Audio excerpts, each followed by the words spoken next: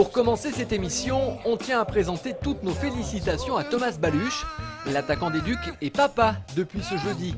Sa compagne Hélène vient de donner naissance à la petite Yaël, 3,7 kg, 51 cm. On est bien évidemment ravis pour eux. En plus, le timing est excellent. La naissance a eu lieu juste avant que Thomas ne parte à Neuilly pour le match de samedi soir. Il jouera donc pour la première fois en tant que papa. Autre info médicale, celle-ci, Père Braxonholm sera indisponible entre 2 et 3 semaines. Ce vendredi, il a été opéré d'une crise d'appendicite. Cela fait plusieurs jours qu'il était souffrant. Les médecins avaient au départ imaginé une pubalgie, mais c'est bien une appendicite qui a nécessité son hospitalisation d'urgence. En revanche, les nouvelles sont bonnes concernant Julien Albert. Blessé la semaine dernière, il se remet bien et il pourrait même envisager jouer face à Neuilly en Ligue Magnus. Voilà pour les nouvelles de l'équipe. Les Ducs qui se préparent déjà à leur match retour de Coupe de la Ligue mardi 9 décembre à Grenoble. Mardi dernier, ils ont subi la loi des Isérois lors du match aller, une défaite lourde, 2-5. Le détail le plus important dû à la défaite, je crois qu'on les a peut-être un petit peu trop respectés en tant que bonne équipe de hockey. Il aurait fallu peut-être que lorsque le palais est tombé sur la glace, leur rentrer dedans un petit peu plus, les déranger un petit peu plus. En tout cas, le gardien peut-être aller déranger un petit peu, des petites choses comme ça. Mardi, la partie s'annonce serrée avec 3 buts à remonter, mais ce sera le seul moyen de s'offrir une place en finale.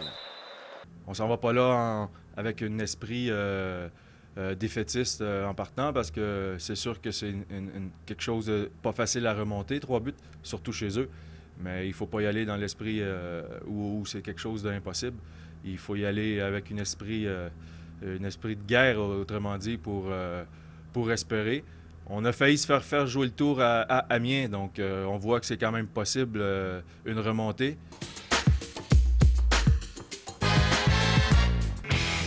Cette semaine, rencontre avec Yven Sadoun, le numéro 79 des Ducs. Il est passé par Paris, Reims, Brest, Grenoble. Maintenant, il est installé avec sa femme près d'Angers. Voilà donc un joueur qui a beaucoup bougé. Ça commence à être très long. Très très long. Donc c'est un rythme qu'on prend. Mais bon, en termes logistiques, on commence à être opérationnel. Chez les Sadoun, le hockey c'est familial. Père entraîneur et frère joueur. Mon frère a joué, joue encore à Amiens aujourd'hui. Et moi, j'ai emboîté le pas. C'était pas ma vocation première. Et puis, enfin, je dirais que j'ai fait du haut niveau, pas par hasard, mais plus par rapport à un entraîneur qui m'a dit que je ferais jamais rien dans le hockey. Et j'ai voulu lui prouver qu'il avait tort. Et tu as fait comment? J'ai travaillé 2 fois plus que les autres, hein, ou à tous les entraînements. J'avais sa phrase dans la tête. Quand j'avais pas envie, je me la remettais et je repartais à l'entraînement. À Reims, tu as connu le titre de champion de France avec ton frère. On jouait ensemble, ouais. Et la blessure d'un joueur a fait qu'on a fini la saison sur la même ligne en plus. Donc c'était encore plus plaisant. En revanche, il y a eu un coup dur. Le pire, oui, c'est il y avait les Jeux Olympiques de Salt Lake City. J'étais sur la liste des présélectionnés. Il y a eu un groupe de 35 qui a été réduit au bout de 10 jours. Qui a encore été réduit. Et il restait 3 matchs de préparation à faire à Salt Lake City en attendant. C'était Boson et Arnaud Briand qui jouaient en Suède à ce moment-là. Donc j'ai touché le rêve du doigt. Et puis au bout de 3 jours, on m'a dit faut rentrer à la maison.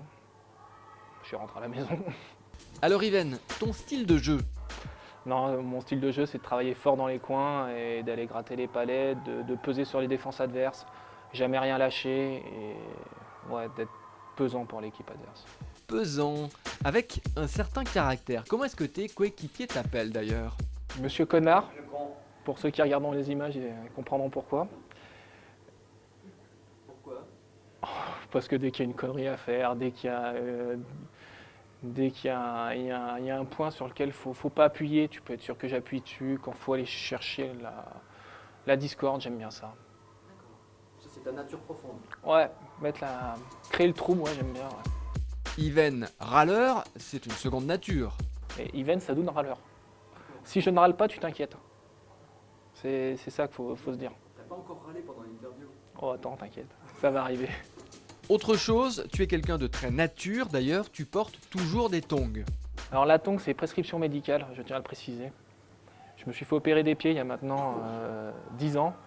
Et le chirurgien m'a dit que si je voulais continuer à jouer, parce que j'ai souvent mal aux pieds, il fallait que je mette le plus possible de tongs. Et comme je me suis aperçu que ça agaçait un peu de temps en temps, j'ai continué à mettre des tongs. Puis depuis, ça me va bien et je continue de les mettre. Pour finir, un mot aux supporters. Continuez de nous encourager et j'espère qu'on va vivre une très bonne fin de saison avec une victoire en coupe ou en Ligue Magnus. Merci Ivan. Dis donc, tu n'as même pas râlé pendant cette interview. Bonne semaine, bon match.